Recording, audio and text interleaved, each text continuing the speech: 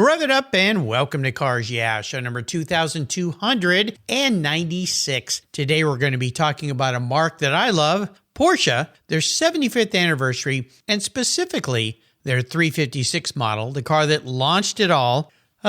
Sure wish I had one. Be prepared to be inspired. This is Cars Yeah, where you'll enjoy interviews with inspiring automotive enthusiasts.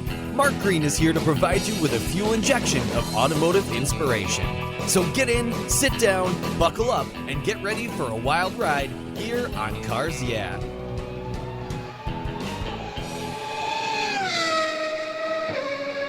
Hello, inspiring automotive enthusiasts, and welcome to Cars Yeah. Today I'm in Marine on St. Croix, Minnesota, with a very special guest. He's actually a returning guest by the name of Gordon Maltby. Gordon, welcome to Cars Yeah. Do you have any gear, and are you ready to release the clutch?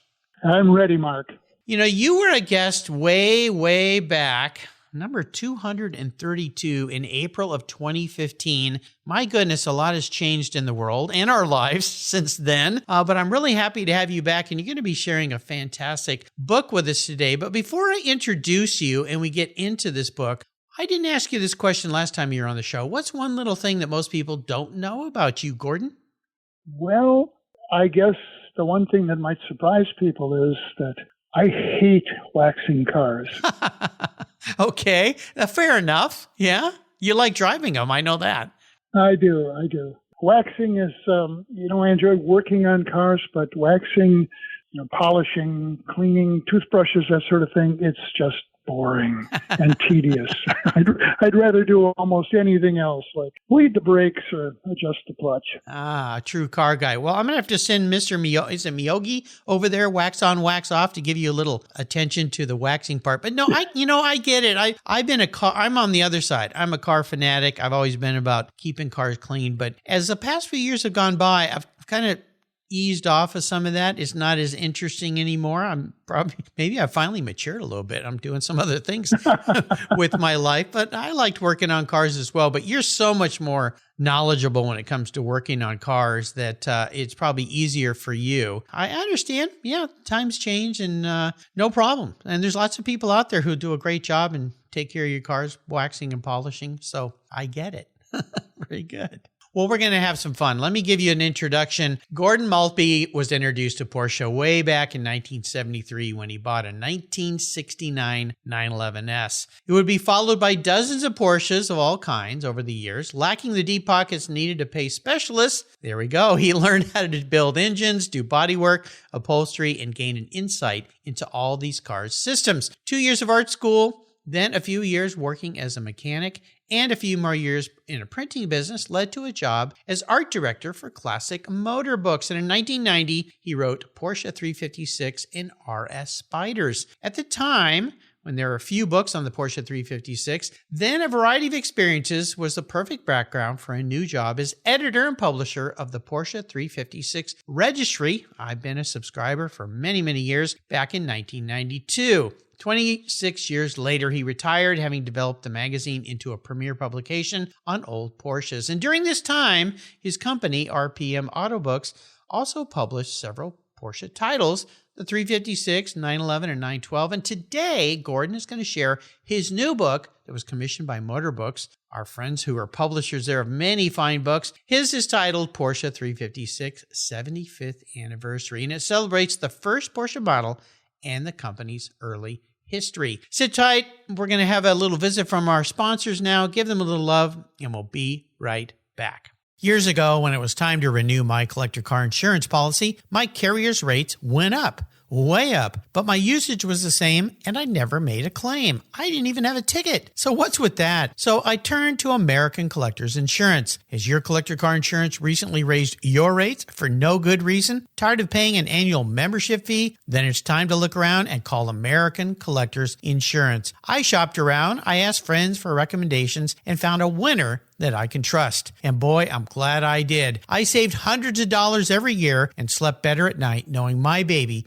was properly insured. American Collectors Insurance have been protecting vehicles since 1976. They provided me with an agreed value insurance policy backed by their history of taking great care of their clients. What could be better than that? So give them a call and ask for a quote today. 866-ACI-YEAH. That's 866-224-9324. And protect the ones you love like I did with American Collectors Insurance. Classic car insurance designed by collectors for collectors. Are you wondering what your collector car is worth these days? Are you thinking about buying a collector car? I know who can help. My friends at Classic.com will help you stay on top of the market so you know which similar vehicles are out there, what they're selling for, what you should pay, and how to price your vehicle. Go to Classic.com/garage, enter your vehicle's information, specs including the year, make, model, mileage, and options, and they will provide you with a list of recent comparable sales. Their powerful search engine is up to date, finding new listings, tracking sales, and keeping you informed, providing data so you can make the right decision. If you're selling a vehicle, they can help as well with their Classic.com Pro division, steering you to a qualified professional who will help. Finding the right vehicle and selling your vehicle is all about timing and exposure. So what are you waiting for? Go to Classic.com/garage and give it a run. That's Classic.com/garage and tell them Mark sent you. For several years now, you've heard me talk about Linkage Magazine. I've been a subscriber since the start. Their talented and creative team brings you a spectacular publication and website that shares the automotive passion from a worldwide perspective. Linkage is about driving, restoring, collecting, and first-hand experience at collector car auctions and more. They bring you real-world values plus rational, experienced opinions on the current markets. They cover the automotive world and the people who share our passions. And Linkage Magazine has grown, mailing you 6 issues annually. Join me on this journey with Linkage. They're geared for the automotive life. You can subscribe at linkagemag.com.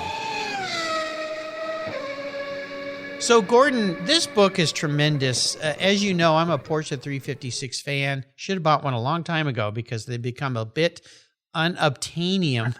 But I want to talk about this book because it's huge. This thing is 255 pages. It just covers a wide experience of Porsche from the very beginning, and then it transitions into the 911s. You even have a section in the back about other Porsche vehicles. Let's talk about the Porsche 356. What is it about this car and all the years you spent with the registry that you're so enamored by?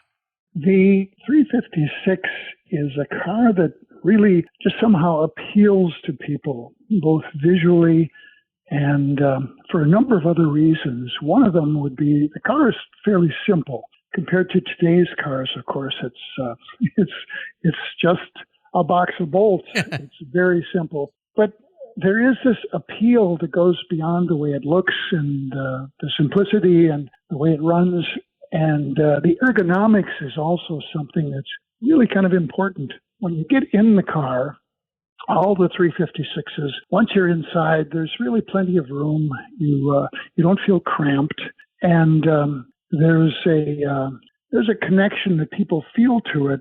I had an interesting experience in the late 90s when Volkswagen was about to introduce the new Beetle, and I had just finished restoring a 356A coupe that was a gorgeous little car in what was, I thought, one of the prettiest colors ever, a rhodium green. Oh, I very love that. 50s Love that color. Yeah. Well, it was shiny and parked at the curb in Stillwater, Minnesota, near here. And there was a group of, I think I would say teenagers, probably middle school, maybe high school. They were kind of milling on the sidewalk by my car. And as I walked over, one of them looked at me and said, "Is that the new Beetle?" And I thought, wow. Yeah. That is an astute observation. You know, clearly anybody that knew cars would recognize this is an old car, you know, a white plastic steering wheel. Now it's not a new Beetle, but they saw a family resemblance that has carried through all of the cars, all the 356s, even into the 911 world. I think people still see there's a family here, and you can see not only on the outside, but any 356 driver has probably driven plenty of Volkswagens. They know that resemblance and just the way it drives and feels. So it's amazing that sort of family value and family resemblance has carried through all those years. And it appeals to people. It just continues to. If you're driving a Model T, for instance, that's kind of a strange experience, and very few people can relate to that. And these days, however, a 356 still looks somehow modern and approachable and fun. And, it's like a clown car almost. People see it and they smile. Yeah. It just does that to people. So there's an attraction there on the surface that is sort of subliminal. And then when you get to know the cars and really understand them and appreciate the engineering in them, then, you can't help but fall in love. Oh, They're yeah. wonderful cars. Yeah, I fell in love a long time ago. That color you mentioned is one of my favorite colors, and I've thought about, they have the wonderful long list now of paint to sample at the Porsche website for building a car, and that's one of my favorites. And I've thought seriously about ordering a new one and painting it in that color. So I don't know, it could end up in my garage one of these days. That would be great. Well, it'd be wonderful for sure. I've had lots of 911s, but I've never ordered a brand new one. So yeah, we'll see what is in the future here, especially since I gave up my my Porsche Turbo last summer. So a little money burning a hole in my pocket. Oh, the Porsche 356, you go through the entire legacy and history. You're the perfect person to do this. Was there anything as you went through this book and did your research that surprised you? Well, not really. I've been kind of hands-on with 356 history for so many years that there aren't a lot of things that have escaped my attention over that time. But I have to say that Jens Torner at the Porsche Archives was very helpful in sending photographs. As a matter of fact, he sent probably 6 or 8 times as many photographs as I could fit in the book. But I would scroll through all of these images, and there were quite a few new ones.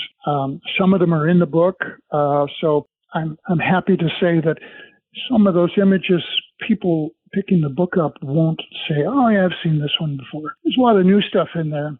And a lot of the photos that Jens sent, I couldn't really use. They just somehow didn't fit into the storyline. But I'd spend a long time looking at them and thinking, wow, I would like to know the story behind this. Many of the old photos from the archives, there's no delineation about where or when or what the situation was. So you can only wonder. But there certainly are a lot of, I think, new information in the book. I hope people will find that there's some new information. And maybe more importantly, I've taken a different tack in producing this book. There's no shortage of 356 information out there. And I think people find that a lot of it is kind of the same stuff. The focus in this book is really the relationship between Reuter and Porsche. I think most people don't quite understand how important Reuter was. They built all of the bodies over all the years. Well, not everybody, but for the most part, they were the body builders. Porsche was basically just an assembler, designing and assembling the cars after the bodies were built. Of course, they made all the engines and transmissions. All of the mechanical parts were made by Porsche or outsourced from other people, but Reuter was right at the center of everything that Porsche did, really through the whole history of the 356, and that's an interesting focus. I can thank Frank Jung, who is now the head of the Porsche Archives. He wrote a book called Porsche 356 Built by Reuter, and it came out in English a couple of years ago. Unfortunately, it's no longer available in English, but it's a lovely, well-done book that really gives a person tremendous insight into that relationship. So I've taken a lot of information from that book and from other archive things, and hopefully have given people sort of a new look at Porsche history. Well, I'm glad you did that because a lot of times people don't realize that these different parts in many cases came to Porsche and then they assembled the car. Now, of course, they built the engines and other things, but the bodywork. And when you go to the Porsche factory, well, I haven't been there in a while. Last time I was there was in when was it? I think it was about 10 years ago, actually. Maybe a little bit more. And you see these trucks arriving with different parts and so forth, and you go, oh, I thought they made every single little piece. But no, I mean, switches come from one place and sometimes bodies come from the other and so forth. So it's a nice correlation between that badge, and people will look at the Porsche and see those Reuter badges and go, what's that? That is, who is that? Some guy's name or something that built the car? So I'm glad that you did it. But I tell you, thumbing through this book, there's so much information in here, and I love all the photographs. And I always ask people about challenges. I would imagine what to leave out when you think about all those images. Was that your biggest challenge with putting all this information together? Well, that was a challenge. This was an unusual situation. Motorbooks contacted me. My editor, Zach Miller, called about a year and a half ago and said, would you like to write a book? And, being retired, I like to stay busy. So I'm making a good faith effort at retiring. I'm not very successful at it yet. Yeah. Zach asked about writing this book, and I thought about it for a few days and told him, sure, I'll do it. I thought it would be an interesting challenge. Motorbooks is part of the Quattro Press organization, and it's a big company. And I'm sort of used to being autonomous and working on my own. And so this was a new experience for me. And the real challenge probably was trying to keep the number of words down, because they had a word count, they had a page count, and they had a photo count. If it had been me, I would have used twice as many photos in the book. And we finally figured out, well, okay, here's the number, and I chose that number, 300, something like that. And the real problem came when we got to the layout, because graphic design is really my favorite type of work. So I was dealing with some other person or people who I had no knowledge of, and yes, they were plugging in photos in the wrong places, and they were determining the size of the photos, and it really became an issue. I had to tell them, listen, this photo is more important. Here's a color photo that we can use instead of this old black and white photo. So there was I won't call it a struggle, but there was some effort put into getting the actual layout completely finished and the way I wanted it, and the way I think it would convey the story best. So that was the challenge. We worked it out, and I have to say that beyond that, the production values that Motorbooks put into this book, the paper, the printing, the resolution of the photos, it really is a very nice book, and I have to give them kudos for producing a really nice-looking book. Again, I probably would have done it differently if I was on my own, but I'm proud of it, and I hope people enjoy it.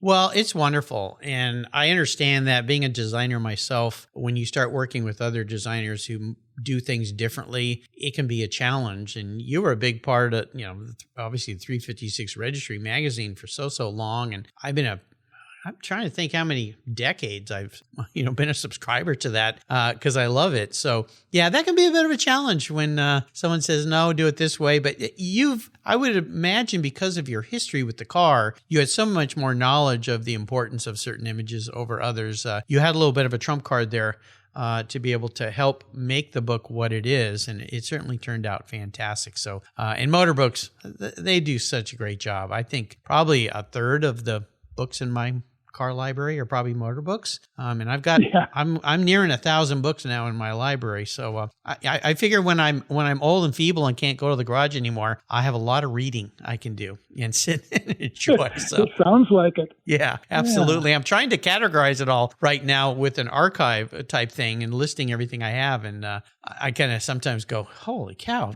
I've got a lot of books, but they're a great reference. Well, you did an awesome job. I really love it. Since you've been on the show before, I'm going to twist up some of these more personal car questions that relate specifically to 356s and perhaps things that you discovered as you were putting the book together. I always ask people about a special vehicle in their life, but I'm going to tie this to a 356. Now, I know you've had one. You mentioned that beautiful car you restored, but is that the car that you would say is your special 356? Or maybe there's another one that is in the car you actually own, but you really love? Oh, my. Quite a question. That opens up the book, doesn't it? Yeah.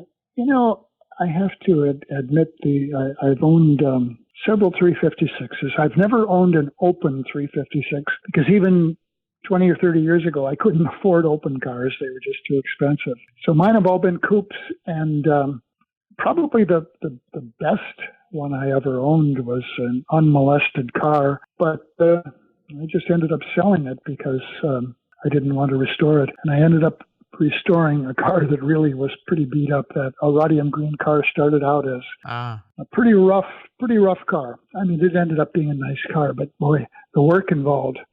I wouldn't go back and do that again.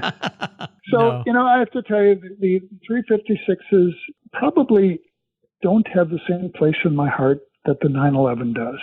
My first car was a 911, and I just bought another 911, a 997 Cabriolet, which I'm looking forward to taking on road trips this summer.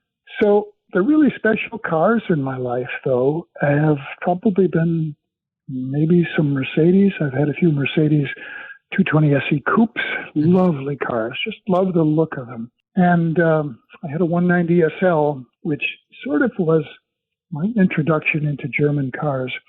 The first sports car I had was an Austin Healey Sprite. And I think everybody should have a car like that because it was fun, but it was so awful. I'm sorry, but English sports cars, at least from the 50s and 60s, are A challenge. funny things that, you never know if you're going to make it home. So after I turned my Austin Healey Sprite into a piece of junk by hitting a guardrail, doesn't take much to turn one of those into a piece of junk. I bought a 190 SL. And that's a little different. That's a tank. Yeah. Well, I was just amazed at how, and even though this 190 SL had some rust and it had been through the mill a few times, it was so solid. And I just loved looking at every little detail about how it was designed and put together. It was just a lovely car. I had this daydream that I would do like a Route 66, that old television show where the guys drove around in a Corvette and just had adventures. I was going to do that, but with a 190 SL. Well, that never happened, but I did end up restoring the car, at least, to the extent I knew how to restore a car when I was about 21 years old. And maybe the most interesting telling moment with that car was when I drove to my wife's, at the time, my girlfriend's parents' house to meet the parents. I was driving in my newly restored 190 SL on a lovely summer day with the top down. And I thought, this is pretty cool. I'm a pretty cool guy. And we pulled into the driveway, and I didn't even notice that my wife had grown up in a Frank Lloyd Wright designed house. I didn't notice the two Frank Lloyd Wright designed houses there. Oh, my. I only noticed as I pulled in there was a 300 SL Gullwing in the driveway. Oh my gosh! So my ego was deflated slightly, and it turned out that car actually wasn't just a 300 SL. It belonged to Frank Lloyd Wright. It was one of the cars that he'd gotten when he designed Max Hoffman's showroom in 1955. Oh yeah, and my wife, Lonnie, her parents, her mother was driving it to the grocery store while they put ads in the paper to sell it for Wes Peters, Frank Lloyd Wright's son-in-law and chief draftsman. Whoa. So anyway, there was a lot of history there, and there was a lot of car there, and I was a little sort of put in my place. And then her father walked over, didn't even say hello. He just looked at my car and said, "Oh, you got a few runs in the paint there." Oh, ouch. Thanks, Dad. My meet the parents moment was pretty deflating. Yeah, well, dads can be that way about their daughters. I'm sure I said some things to the young men that came to my house. So really, that 190 SL was my introduction to German cars. And the next one was the 911S. So I've kind of owned German cars all these years. I've never looked back.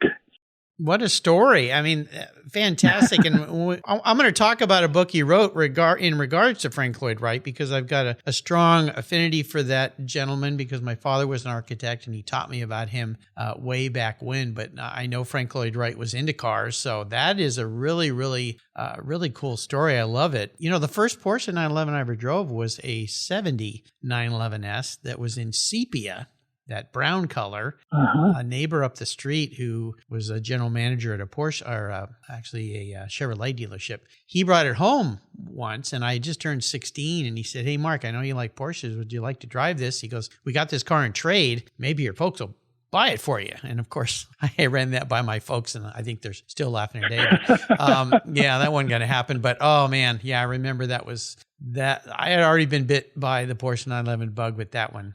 Set the hook and pull me on the boat. So I love it. I have a question for you that I didn't ask you last time. I've become a car psychologist since we last spoke, and that enables me to kind of dive deep into your mind. If you were reincarnated as a vehicle, now this isn't what you want to be. This is how you perceive yourself as a vehicle, manifest as a vehicle. What would you be, Gordon? But more importantly, why? Oh, that's pretty easy. Part of me would be a truck. Okay. I've always had a pickup truck because I've always got projects going. I'm always hauling something. And, there are times where a car just isn't going to do it. A pickup truck is what you need. And I would sort of do a hybrid between a pickup truck and probably a Porsche Boxster. Okay. Although sometimes I have to tell you that over the years I've had 4 Boxsters, all cobalt blue. I love that color. And there was one car, especially it was a 2001 Boxster S that I ended up driving all winter. I had a set of snow tires, and it's a great winter car. And I would use it all the time to go to the lumber yard. I found that you could get probably 4 or 5 2x6s in the car. There are a couple of little roll bar bumps behind the seats. Yeah. And between those bumps, if you take the air deflector out, 2x6s or even 2x8s will fit in there if you're taking them home from the lumber yard. Oh my gosh. That always made people look twice when they saw that Boxster going down the street with lumber sticking out of it. Yeah. But hey, perfectly practical car. Yeah, they're wonderful. So I'd be a top-down pickup truck with sport suspension, I guess. That would be me. Oh, very interesting answer to that question. I like that. I've had a few hybrids on this show, so that kind of makes sense. We talk about books, and of course, today we're promoting this wonderful new book by Gordon, Porsche 356 75th Anniversary, of course, published by Motorbooks. You've got to get your hands on this if you love old Porsches, and if you just love history, because that's a lot of what this book is all about, is this history and evolution of a car that really stayed the same but kept changing all the way into the 911s, and I really think in a way up until today. But the other book you wrote in 2020 is Growing Up Right, WRIGHT, a book about your parents' home that was Frank Lloyd Wright designed home. Can you talk a little bit more about why you undertook that task? I mean, I kind of see why, but it sounds very interesting. Well, my wife from the age of 6, grew up in a house that her parents built just outside of Stillwater, Minnesota. It's quite an interesting story. They went to see Mr. Wright in 1954. They didn't have any money, but they had this idea that they would have him look over some plans. My mother-in-law, Virginia Loveness, was an artist, and she also had drawn plans for a new house they were going to build on some lakefront property. And they went to see Mr. Wright, introduced through a family friend. And she sat down with him. He looked over her plans, and after a short while, he'd crossed everything out and said, well, you can't do it this way. And he said, I guess we'll have to design a house for you. And he did. And in the spring of 1955, they began building this first house, and Don and Virginia Loveness built it literally by hand, stonework, lumber work over 2 summers.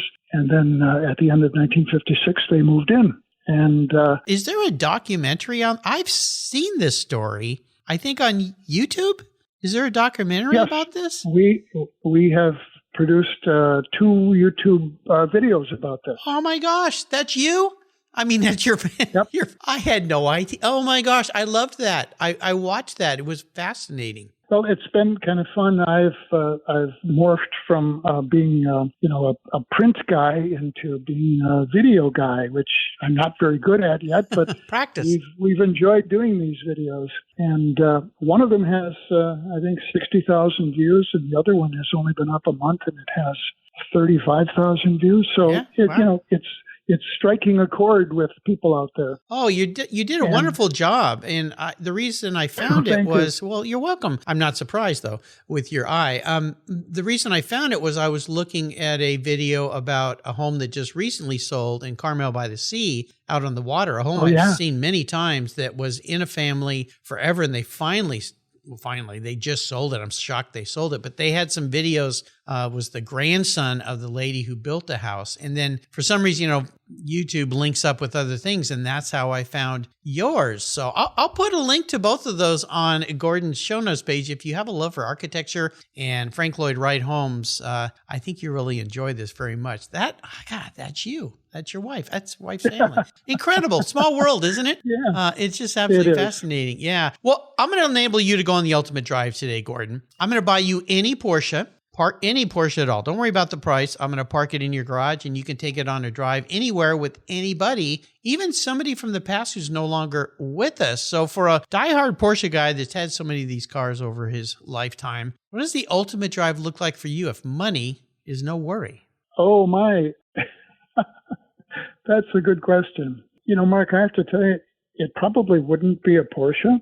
What? Okay, wait a minute. You can't answer that way. That's not allowed from Gordon Maltby, but okay, I'll let you. It's your drive, so take us away. Well, I would love to be riding in a 300 SLR with Fangio. Oh. And the thing I would ask him is, how do you drive smooth? It's supposed to be the smoothest race driver ever. And that is not easy to do. I've done enough autocrossing and quite a bit of ice racing, which is an interesting thing, to know what it takes to be a good driver. I'm not. I know why I'm not. I'm not smooth, and I would love to have Fangio tell me, preferably in English, how do you do it? Yeah. So wow. that would be my dream excursion on a racetrack. Okay. But I have to tell you something else. I very honestly, I have an inner ear thing where I get car sick. So oh no. Well, maybe you should be driving and he's telling you how to drive smooth. How's that? Yeah. There you go. Maybe that would work. I think so. Wow. It's an unfortunate thing. I was at the Porsche Experience Center a few years ago with 356 Registry trustees, and we were all given an opportunity to go on the track in either a Carrera, a Turbo, or a GT2. And we all took our turns. And the driver in the GT2 I was in you can't help but be impressed. They're not trying to impress you. They're just driving the car near its limit, and it is something else. We went around 2 turns, and I had to tell them, please, you got to slow down. This is not making my day. Yeah. So that's one regret I have. I can't really appreciate fast cars if someone else is driving. Well, I understand. I've been in 2 cars as a passenger on tracks that the drivers crashed. And so I don't get in the right seat anymore because third time's the charm, right? I don't want that third time to be something desperate. But yeah, once was in a BMW M3 here at Pacific Raceway, and a guy actually flipped the car upside down and went off the road. That was not too much fun. And the other time was in a Viper at Laguna Seca before the historic races.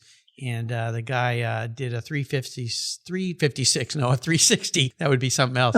Well, he could do a 356 and backed it into one of the barriers there. So, yeah, I don't get in the right seat anymore. And it's really a bummer because I was at the historic races at a private party last summer during Car Week, and they were giving people rides in a whole bunch of really nice Porsches and so forth. And some very famous drivers were out there driving, including Jensen Button. And I so wanted to jump in the car, but my rule is no more. Not going to do that anymore. I don't know if I'm bad luck or I'm in the car with the wrong people, but yeah, I don't feel very good in the right seat. It just I don't like it. So anyway, that's the way it is. Well, that's pretty cool. 300 SLR Mercedes with Fangio, and Gordon will be driving this time. Thank you very much. You've taken us on another fun ride, and I, again, can't say enough about this book. It's absolutely fantastic. 75th Anniversary Porsche 356 book by Gordon Maltby. It's got a wonderful foreword by Grant Larson. It's published by our friends at Motorbooks. Gordon, before I let you go today, could you maybe share some inspiring words of wisdom with us? Oh, okay. Boy, I'm generally not the guy that waxes philosophic about that, but one of the things that I think we talked about last time I was on your show was advice for people who would be going into a particular area of work.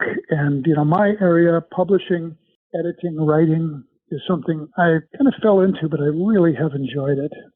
So if anyone else was thinking of that sort of vocation, I would say most important thing you can do is read. If you're going to be a writer, you need to read and appreciate what other people do, learn from them. And if you're going to be a graphic designer and do visual communication, again, look at what other people are doing and appreciate the good stuff, and look also at the bad stuff, so you know what doesn't work in visual communication. So if you're going to do it, spend some time observing what other people do, and especially reading. It's pretty central to the job of anything in publications. Yep, absolutely. It is key. And even if you're not going into that vocation, reading, so important. I mean, you just learn so much, and the world is your oyster for people who read and read a lot. My wife and my kids devour far more books than I do. I can't keep up with them. They're just voracious readers, but that's why they're so darn smart, I think. Is there a way for people to kind of keep up with you, Gordon? Do you have a website, for instance, where people can go and buy your Frank Lloyd Wright book? As a matter of fact, we do. My publishing company is called River Place Media. We have a subdivision, if you will, called RPM Motorbooks, but riverplacemedia.com is where you can buy a signed copy of my book or my wife's book, Growing Up Right, and it's free shipping just like pretty much everybody else. And, we'll be happy to sort of personalize any inscription in the book and reship fast.